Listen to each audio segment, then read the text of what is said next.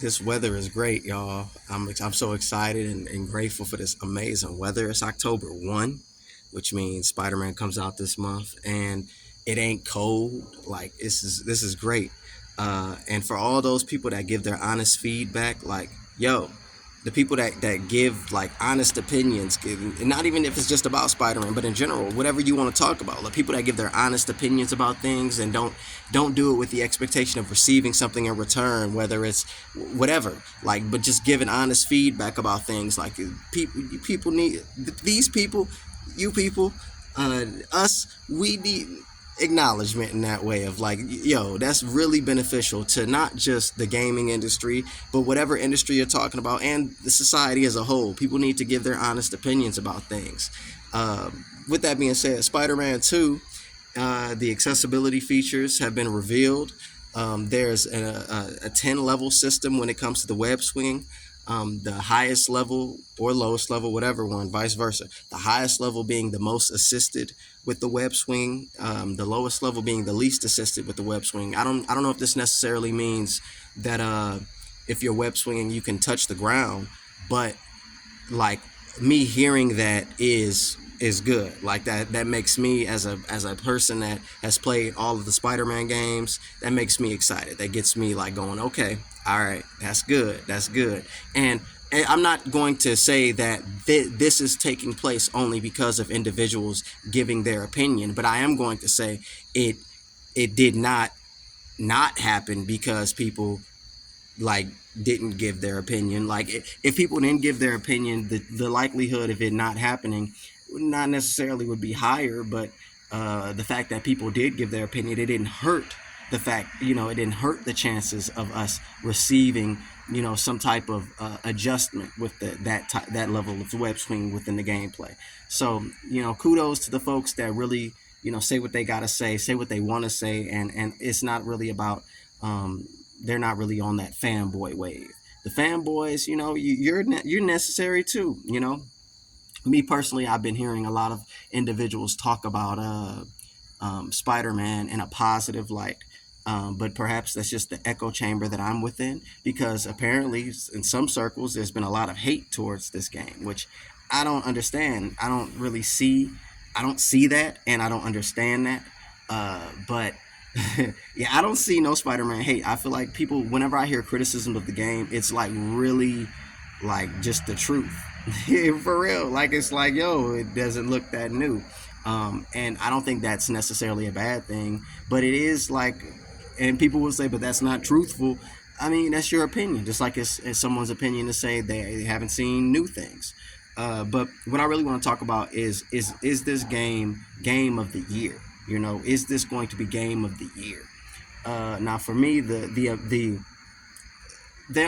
isn't, okay, like Zelda is Zelda. So when that came out, immediately people said this is game of the year, because it's Nintendo and it's Zelda. I guess it has a wider appeal, a wider demographic. I don't know. I don't really play Zelda, so in terms of Zelda being game of the year, okay. Baldur's Gate. The gameplay looked weird. I'm not really into like those type of strategy games. And then from what I've seen, when they revealed the people was having sex with bears, like I was immediately thrown off. Like, what is going on? Like, Resident Evil 4. That's a remake. So um, it's a remake. I guess is it fair to say that could be game of the year, a remake? Maybe it is fair, maybe it's not. I'm not too sure. And then in terms of other games, I don't really know what else would go up there in the what would be the competition to Spider-Man 2. So from where I'm sitting, like, will it be my game of the year when I play it? Right now, from where I'm sitting, what I've seen and stuff, it's got a high chance of being my game of the year, and not just because I'm a Spider-Man fan, but just because, and I mean that's a big part of it, but because of like the accessibility feature. and the certain things that have been implemented into the game to like really make the game appeal to a wide ranging audience, like appeal to those fans that have been wanting certain things and have been critiquing the game, and then appeal to the fanboys that just love anything with Spider-Man on it. I think like there it they've reached kind of a sweet spot where people will like the game, regardless. People will like the game whether they're playing it or whether they're watching it. It's got that cinematic quality. The animations look like they're going to be really smooth, and that's one thing Insomniac they've done with their Spider-Man games. The animations are really smooth. Spider-Man, he flips around and stuff, and it looks really smooth and really good. So I think like from the standpoint of and honestly, when I talk about Spider-Man in a critiquing way, I'm really thinking about like The Last of Us Part 2. The Last of Us Part 2 was a game that came out and really was revolutionary, okay? It really was on a different level. There was no game that had come out before The Last of Us 2 that was on the level of The Last of Us 2. Perhaps Red Dead Redemption 2, but that's a different type of game. Red Dead Redemption 2 is an open world game, and the quality it's just a different game.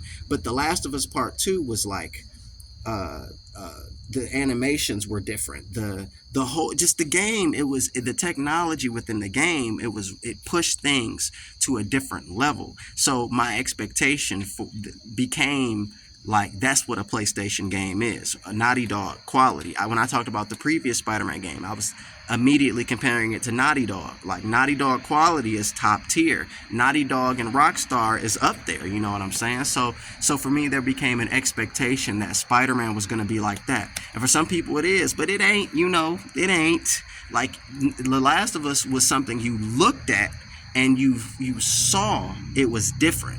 So for me, I've been expecting that same treatment with Spider-Man, and I have not gotten that. It's not on The Last of Us Part 2 level. It's not on that level, but that doesn't mean that the game won't be good. That doesn't mean that the game won't be Game of the Year.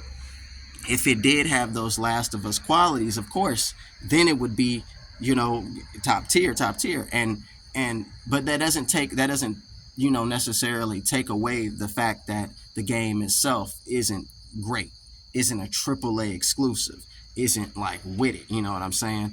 And I think that because it does have those AAA qualities, because they have put time in to appeal to people that perhaps have not played the old games or don't want to uh, spend a lot of time mastering web swing, but then they also have things put in there for people that do want some of that challenge when it comes to web swing, do want because they're doing that. Like that's really good. Like that to me is really good. And I think those aspects for me is what make the game stand out, um, and make the game potentially be Game of the Year material. I don't necessarily I can't see any other games that would compete with uh with Spider-Man. Starfield, like and I'm gonna to make a video about Starfield because I haven't played it yet. And the reason why I haven't played it is because like I've never been into Bethesda. I've never been into Skyrim. That's a whole nother video. But the quality within that AAA game is, to me, is mind-boggling. It's like how and mind-boggling in a negative way. How is this $1 billion studio and they put all of their resources and all of this time into their game and all this effort, yet it's missing aspects that to me are given to from a gameplay standpoint. We should not be loading every time we enter and exit a space, especially if the point of the game is space exploration, literally exploring space and exploring various spaces within the game. Like that cutting off of the gameplay element, that doesn't make sense to me, especially from $1 billion franchise, $1 billion studio, because it's not a franchise, it's a new IP. Starfield is a new IP, but like it's $1 billion studio and they're backed by $1 trillion company. Like how is this happening? So Starfield to me, like it probably is a game of the year nominee, but I don't I it's equivalent to when Cyberpunk launched. Like Cyberpunk was in no way, in my opinion, when it launched, a game of the year nominee because of the fact that it was glitches and it was just not where it needed to be. So my thought process with Starfield is they're backed by $1 trillion company. They did not receive grants from the government, but they got grants from Microsoft. So that, like, how can it be a nominee if it's like that? If it's missing certain features? If it's, but that's a whole nother conversation. I think like there isn't really much competition for Spider-Man, and maybe I'm wrong. Let me know in the comment section. Maybe I'm wrong. I feel like Spider-Man though is potentially gonna be game of the year. If not Spider-Man, it's gonna be Zelda. What? Baldur's Gate 3. I never played Baldur's Gate. I never heard of Baldur's Gate 1 or 2. It's like 3 just came out of nowhere. And they having sex with animals. Like, what is going on? But it is what it is. Spider-Man is looking good. Spider-Man accessibility features, and the web swing, that aspect of being able, and perhaps it could just be baked in, like how they added in Spider-Man 1 the ability to charge jump because of people asking for it. So then they added it in, and it wasn't necessarily an animation for him to charge up his jump. It could be baked in, like now the web swing, it's each time it won't do an animation until you press R2. Like you have to press R2 for it to do the next line. Maybe that is it. Um, but I think that's still good. That's still better than, that's an improvement, and that's what people want. That's what I want. So like them giving the fans, giving the consumers what they want, like that's what makes the game great to me. Uh, I want the great Spider-Man experience. But yeah, that's all. It's right now looking like it's gonna be game of the year. That improvement is what's needed. That web swing improvement is what's needed. If we're the graphics are fine, but if we're not gonna have Last of Us type graphics, Naughty Dog level, Rockstar level graphics, then that gameplay got to be with it. And I think they're implementing some things that are necessary, things that people have been asking for, and I think it's gonna make the game sweet. But yeah, what y'all think? Is it game of the year? I mean, and honestly, like we can't really say it's game of the year without playing it. You know what I'm saying? Like for real, people be jumping on the back. Oh, game of the year! Like, and I'm talking about it right now. But like, honestly, from my perspective, like people that review things blindly or just like straight up like the idea because it's Spider-Man, because it's Insomniac, it's gonna be a 10. Like, oh, like, of course it's certain people, when you hear them talk about some, you know what they're gonna say already. And people may have that opinion with me, or may think they have that opinion with me, and it just like I think I have that opinion with some people. I understand.